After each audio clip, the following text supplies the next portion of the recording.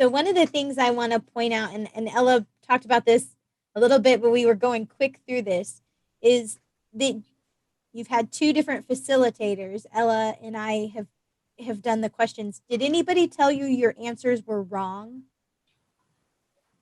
Nobody. No. Nobody. Nobody. None.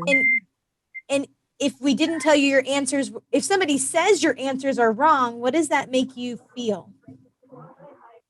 Of course, intimidated. Intimidated, right? Yeah, Yes. it makes you don't want to answer because you don't want to get it wrong.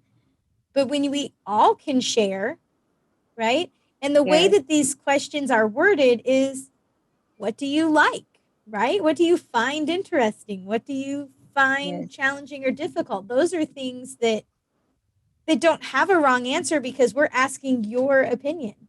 And so that's the neat thing about those questions is they're designed that way. They're designed so that people don't have to be afraid of giving the right answer or the wrong answer. And everybody wants to learn. Yes. Yeah. Yeah. And that's another reason why the facilitator does not answer questions. Because if Ella gives her answer as the teacher, sometimes we think, oh, the teacher has the right answer. So I don't need to answer because Ella already did. And so that's an important part of this. When you facilitate this method, you don't want to, I know it's hard because we all want to be teachers and we want to share. And the more you study these stories, you'll spend time studying and God will reveal so many cool things to you as you learn them that you want to share with the group. But we as the facilitators have to let the group share and discover and find those things.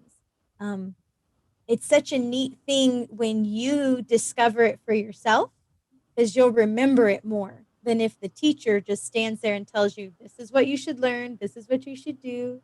So very good.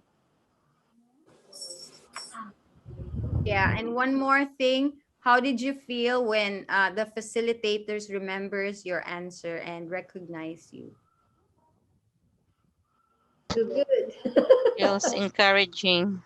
Yes. Makes us feel important. Yeah, it feels warm.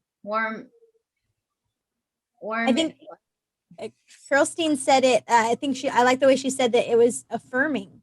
That when you're the facilitator, we want to acknowledge their answer and thank them for it. But we also want to say, yeah, we want to do more than just say, thank you, next, thank you, next. We want to engage with that, right? We want to, as a facilitator, we want them to know their answer was important. We also want to be paying attention. Hopefully, when the pandemic is done, you'll be able to do this method in person and you'll be able to make eye contact and do all of those things. But even on the computer, if I ask you a question and then I do this, do you think I'm paying attention if I have my head down after I ask you a question?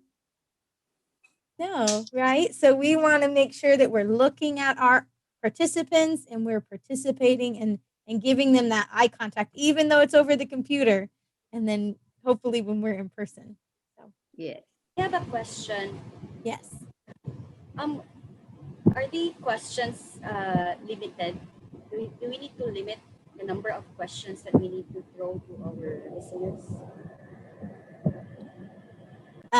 So the questions with Spoken CBS, it comes with the 5 questions. So you will always have basic 5 questions. It's going to be, what do you find interesting? What do you find challenging or difficult? What do you learn about God? The 4th question is going to change based on the central idea, because right now the first stories will be relationships, but later on another central idea will be obedience and another one is trust. And so that questions 4 and 5 will change. But also, Janice, the thing that we want to do is have those follow-up questions. So you can do that. You'll notice that I think Ella probably did it because I know her and I know I did. When somebody gave a question, you can ask more. You could say, well, that's interesting. Why do you think that? Or how did you see God's mercy in this story? So asking those kinds of follow-up questions are good. And that's something we encourage because we want to take it from the surface to digging deeper. And sometimes people can just give you like, well, I like this. well, why did you like that? Or what did you like about that? So asking those follow-up questions, and the follow-up question doesn't have to go just to that one person. It can go to the group. Well, anybody else, what do you think about that? Or you can ask if other people agree. Do you see it the same way? So there's other questions you can ask. We call them those follow-up questions. But the basic 5 questions will be the same. Thank you so much. You're welcome. Thank you, Miss Jodi. Yes.